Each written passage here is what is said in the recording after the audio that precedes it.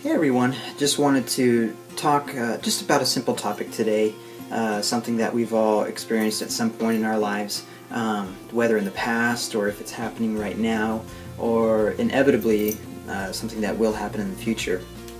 And simply what it is, it's failure. We all know it, we've experienced it, we know the embarrassment of it, the shame of it.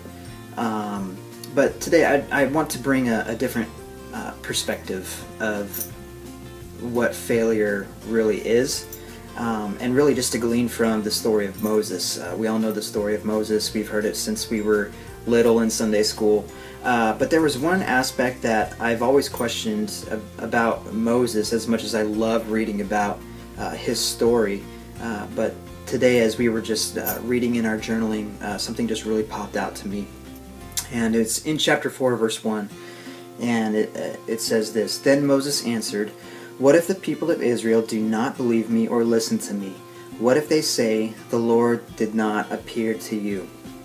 So at this point, the conversation is, or this point of Moses' life, we're at the burning bush part of Moses' life, where Moses is interacting with God, and God is calling him, choosing him to lead his people out of Egypt. And Moses is coming up with every excuse in the book to try and persuade God to get out of this whole thing. And I've always wondered why. Moses was such a phenomenal leader, and the Bible even refers to that he was the most humble leader, that nobody else was more humble than Moses. And for somebody of that caliber, of leadership, why would he try and persuade God to get out of something, you know? And just to kind of give a little bit of story about Moses, though we all know it, just bear with me.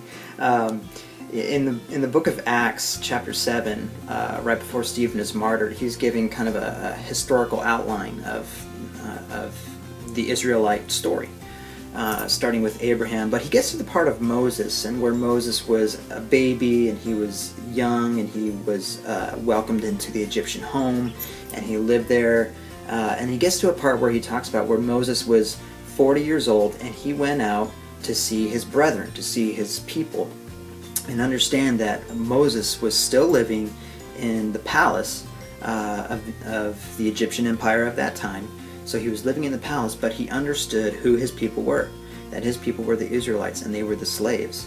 So it goes on to say, Stephen went on to say that Moses went out to go see his brethren, and we all know the story that Moses saw a slave master beat, an Egyptian slave master beating an Israelite. And Moses went over and killed him, murdered the slave master. And in that time, Stephen went on to say that Moses was actually trying to explain to the Israelites that God had chosen him to free them, to liberate them from the Egyptian bondage. But none of the Israelites believed Moses. And I think that was something right in there where that began to trigger feelings and emotions of failure in Moses. To where Moses understood that there was a call on his life, that God was calling him to liberate the Israelites, but when he acted on it, nobody else believed him. And I think that's something that we all want to have in our lives. You know, we all know what we can do and what we can't do. We know our strengths, we know our weaknesses. We believe, at one point we believe in ourselves, in our lives, but what we really want is for other people to believe in us. That's what really motivates us. That's when we know we're not alone, that we're not venturing out there on our own, but that people got our backs. And that just really brings a lot of courage to who we are and what it is that we're doing. And so back to Moses, back to the burning bush, when God is telling him, "Hey, I've chosen you, I've called you." And Moses saying, "Hey, no, I can't do it. I don't speak well. You got to find somebody else." And just as we all do, we're all our own worst critic when it comes to us. Oftentimes we often linger and cling to the negative aspects of our lives. And when Moses was being asked to do this, I think he began to think back to that moment of when he failed, or when he began to fail. And this whole time that he's been in the wilderness tending sheep and tending to Jethro's flocks, that he just was suppressing the calling that God was speaking to him, and just disavowing it because he didn't want to have anything to do with it, because at one point when he went out to act on it, he felt like a failure.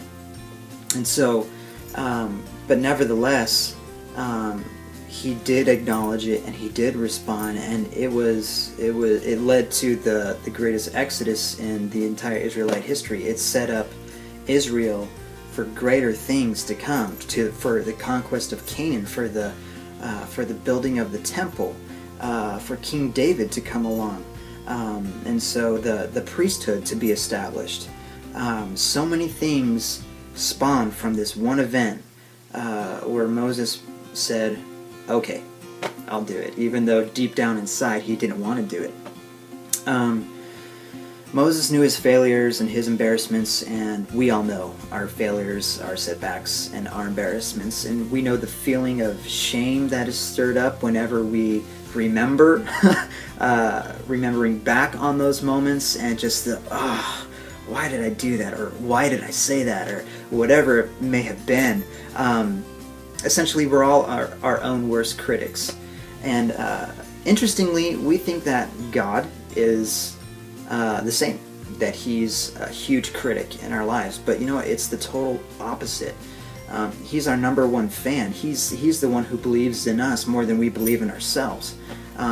He's the one who challenges us to get up and go, to motivate us, to bring us back to that remembrance of who he is. I mean, bottom line, God just believes in us. And why?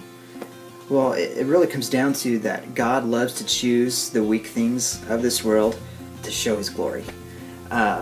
So I've always struggled with that verse. God, why are you using me? Because I'm weak? But you know what? It's true, because that's something that God won't share with anyone else, and that's his glory. The Bible specifically talks about that God is actually, I'm teaching my kids right now to share and to be kind and to let others play with things, to play with their toys, and it's like, okay, God, how come you can't share your glory? But it's God's character. It's his glory. It belongs to him, and he won't give that to anybody else. And that's the great aspect of why he uses people who are failures, people who are weak. Because through that, it just shows how powerful he is. So essentially, if you have a lot of failures, if you have a lot of embarrassments in your life, you are a valuable candidate.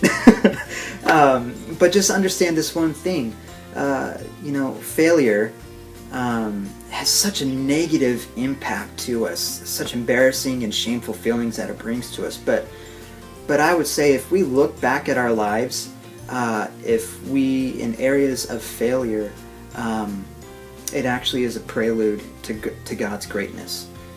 Whether we've seen it already or if we haven't seen it, failure is a prelude to God's greatness. It was that in Moses' life, it was that in David's life, it was that in, you name it, however many people in the Bible who were weak and had failures, but God used them for mighty and powerful things.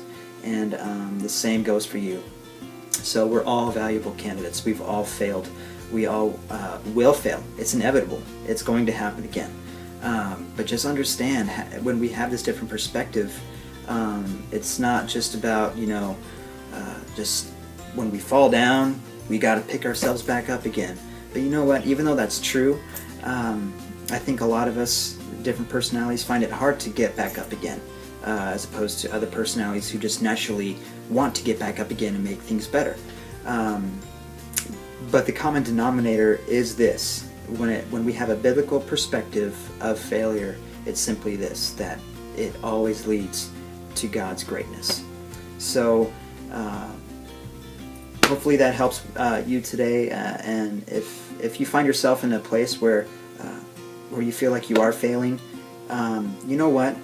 Just continue to seek the Lord, just continue to press into him, and let His strength encourage you, and just let Him be your refuge in this time, your strong tower. So, love you all. God bless you. We'll see you later.